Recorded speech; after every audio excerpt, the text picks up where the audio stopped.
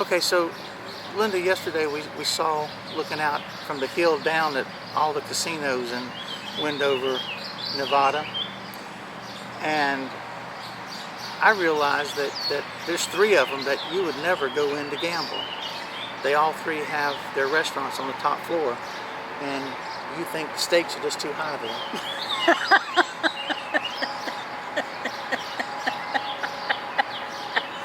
That was a good one. No, it wasn't no good. I tell you what, though, I'm gonna go ahead and rat myself out just a little bit. What'd you do? Well, we have seen videos, and people who've been around us know that when we go into casinos, you will gamble a bit, but I never do. And so I'll tell you right now the reason why. Why? The last time that I gambled in a casino, I rather embarrassed Linda. I was sitting at a blackjack table trying to figure out how to make my next play, and up on the wall I saw a sign that says, "Have a gambling problem? Call 1-800-GAMBLE." So I quickly got on the phone. I said, "I have an ace and a 6 and the dealer's holding a 7. What should I do?"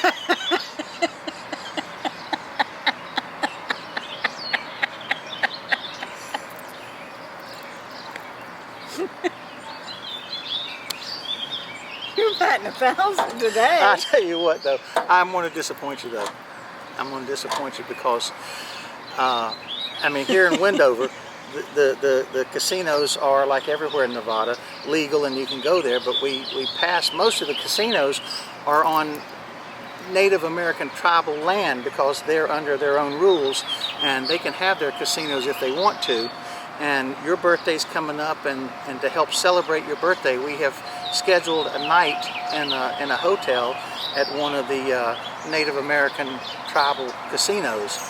And, you know, as I've thought about it, I mean, we're paying for the night at the KOA for the camper so that we can keep it somewhere, and I mean, it's just a lot of extra expense for just a few hours in a hotel room. So I guess the bottom line is I just have reservations about our reservation on the reservation. That's so dumb. Come on. No, I'm fine. You ready to go have some fun? Let's go see some more of Wendover, Nevada. Okay. That is so dumb.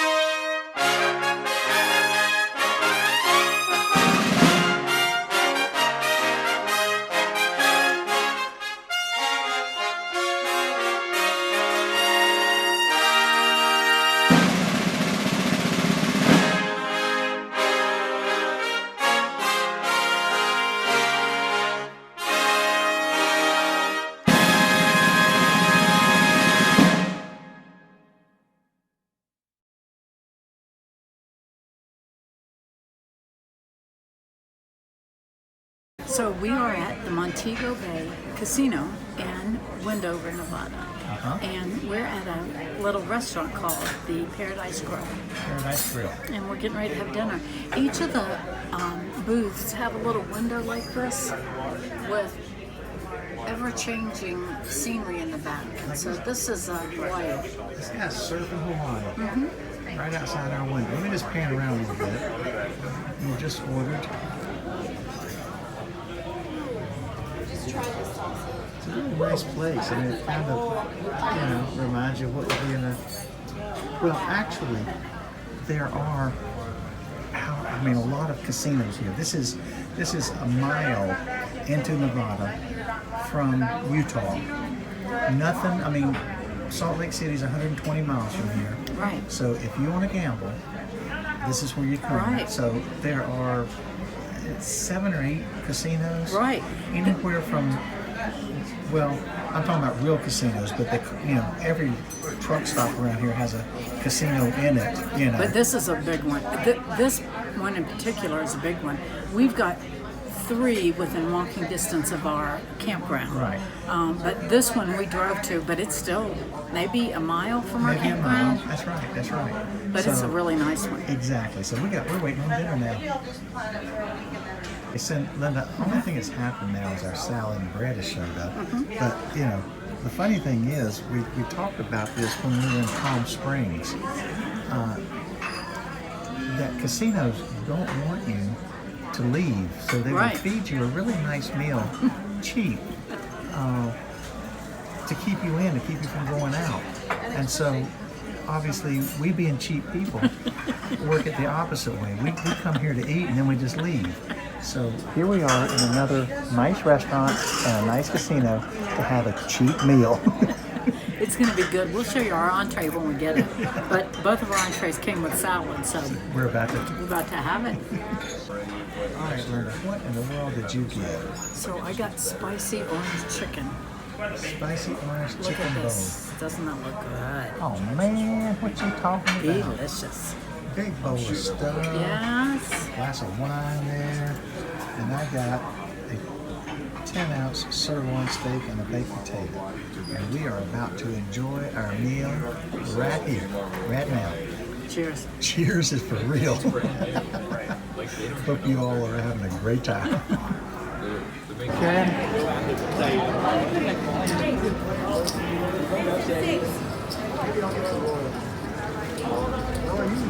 All right, so this is Montego Bay in Wendover, Nevada. And Linda's going to pay for our trip here in a few minutes.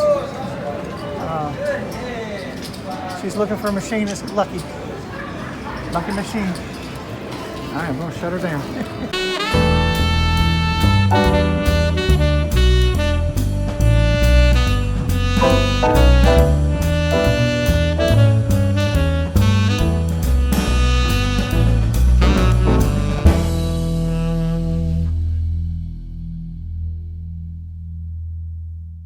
This is the rug going into Montego Bay. I'm not saying that people have been to the salt flats today, but that's what it looks like on the rug. Hey, Linda. Yes. Look at that beautiful Montego Bay sign out there. I'll zoom in on that. Is this your lucky place? This is one of my lucky places. Did you have a good meal? I did. It was delicious. Yeah. Did you make any money? Maybe I did. Maybe I did. Maybe I'm showing some money here. You want to know how to win? Hang with Linda. Know when to cash out. Know when to cash out. That's right. That's right. With $1.75 more than I walked in with. That's right. Winner, winner. Chicken dinner. Chicken dinner. All right. Ready? Yep.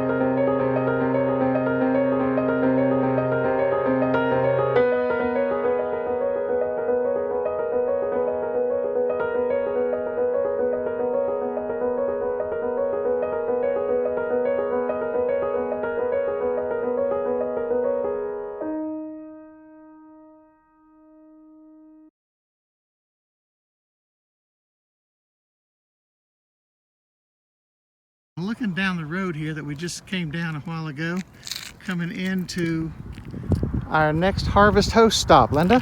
This is Uinta, Wyoming. And this is our first bowling alley, Harvest Host.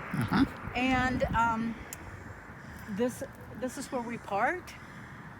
And look at our beautiful location here where we're at. Well, yeah, again, I don't know if you can actually pick it up, but over that first line of hills are the snow-covered mountains to the south. If you can see through that tree, there's large mountains back there, and then the hills out behind us here. So we're about to go in now and have dinner. We had a nice talk with Michael, the owner, and yeah, we're gonna go have dinner. We're gonna go have dinner.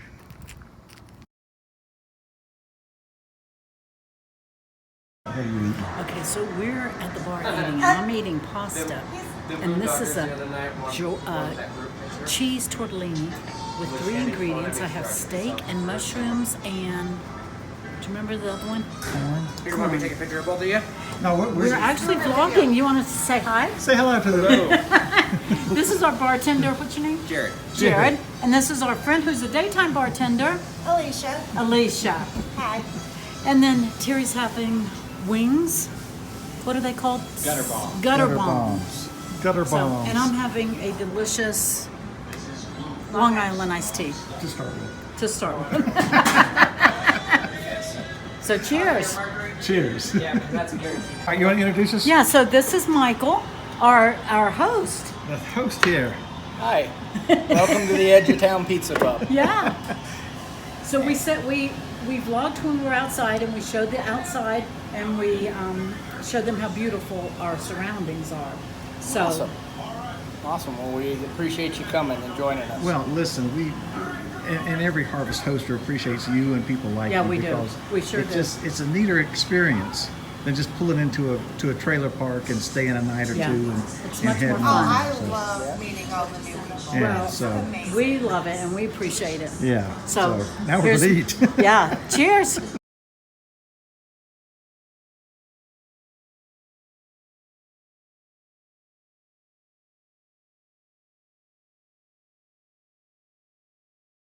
Okay, so we're just south of Cheyenne, Wyoming. We're at the Terry Bison Ranch, which is, according to their pamphlets and all, the second largest privately held herd of bison in the world. We're about 2 miles from the Colorado border, and we're going to go inside to see what there is to see. Supposedly there's ATV rides, there's horseback rides, and a train ride. So we're going to head in there and maybe ride a train. We're on a train with intentions of going out and seeing bison and feeding them maybe. So right here at our feet is a big old bucket, 5-gallon bucket of bison food. And so we're heading out to do that here at Terry's Bison Farm. Let's look, and there's a couple people with us. Oh my gosh, yeah, it's a full train, baby. We're gonna have to bring Daddy.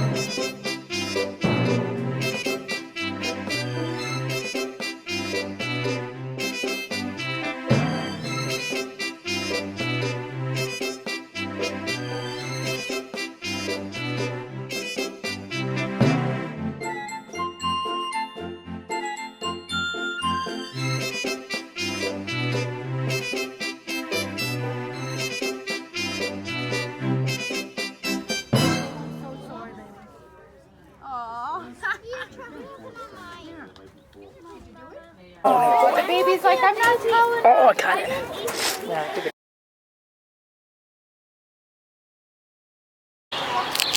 Okay, so, you know, we're here at Terry's Bison Ranch, and we just took the train ride.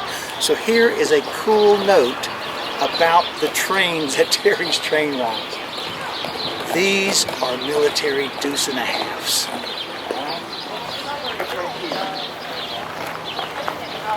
This is the old 465 Continental multi-fuel engine. And what they've done is they've taken a set of back axles out instead of running the front axles because they don't have to steer it. It follows the train.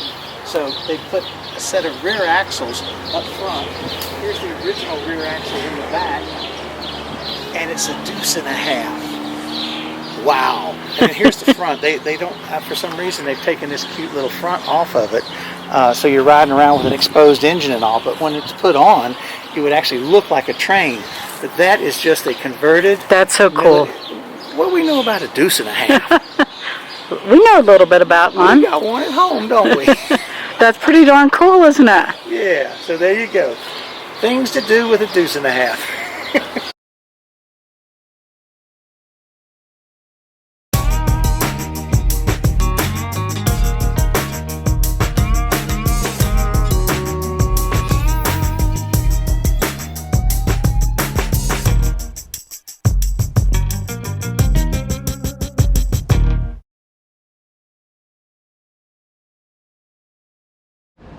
Where the outlaws are just as mean as those in-laws.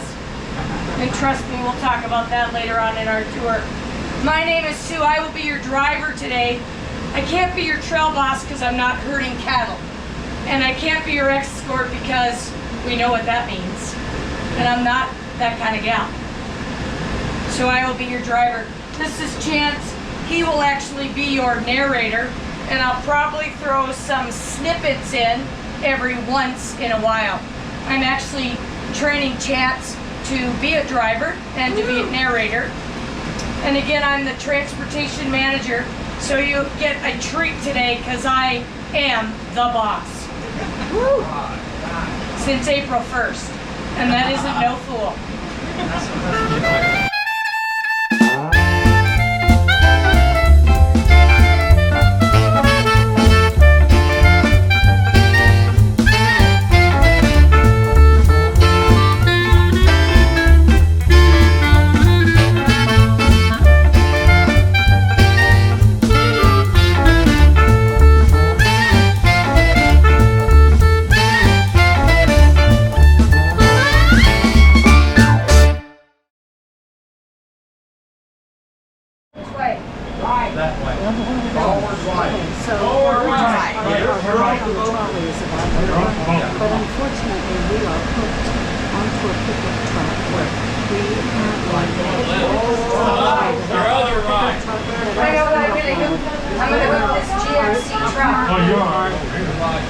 You got plenty of room over here. Bumpers are tangled together. And she's pulling his bumper out.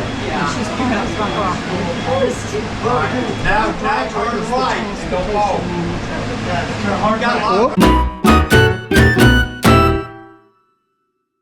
So we're at the bar at the train station In Cheyenne, Wyoming.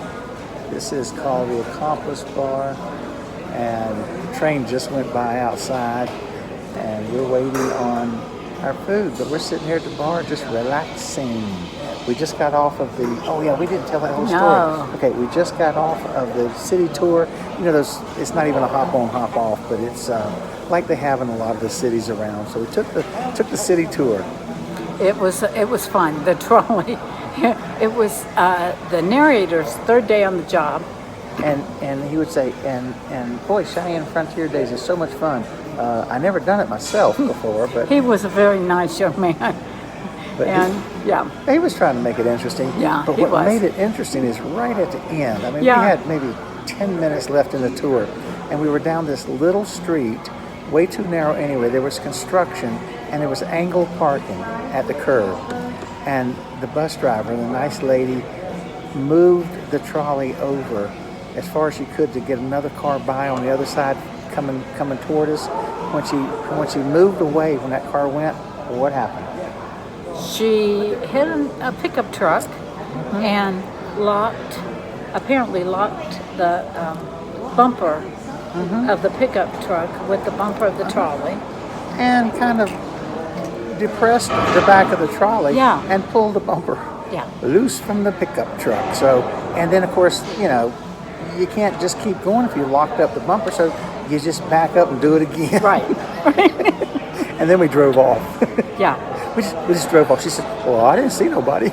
people from the trolley were running back. There were 2 young girls in the seat behind us. They ran back to the back and took pictures, and it was pretty exciting, pretty eventful. Yeah. So there we are. But the bus driver did say, or the trolley driver did say she was going to go back around.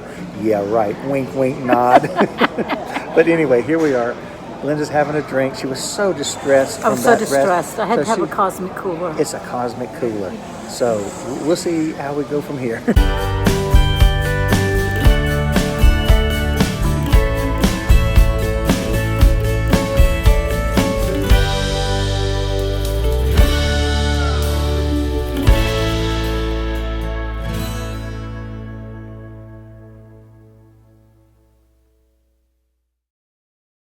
Okay, so we finished up our little time in Wendover, and then we started heading across the salt flats. Oh, you're not mentioning my big winnings?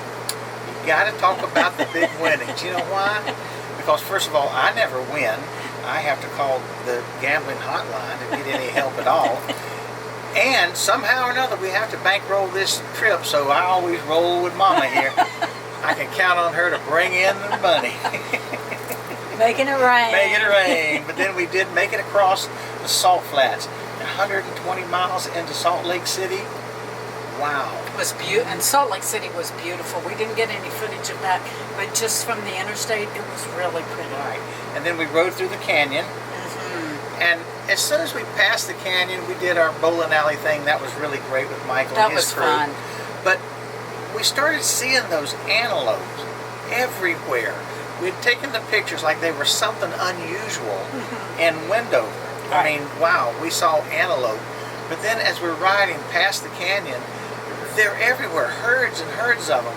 And one of the funnier things that we thought was when we would see herds of cattle. And grazing right with them and intermingled with them are these antelope. So that was really a cool thing. There were just herds and herds of them. Right, exactly. So they were obviously wild. When we got to our campground in Cheyenne, we asked about that, and they said, yeah, they're definitely wild, free range, and there's lots of them, and they are so pretty. You can see from the pictures, but they're also really pretty. I also wanted to let you know that as we're going across the salt flats in Utah, you can see that the Tree of Utah, the art installation that was on the north side. I'm putting a link in the description below so you can see about that, because in the pictures we're going by, you can't really tell what it is, but each of those spheres is a ball, a sports ball. So it's a cool story about that. So there's a link down below about that you might find interesting. So we've enjoyed Cheyenne. Yeah, Cheyenne was cool. We're ready to get on the road into Colorado. All right. Peace.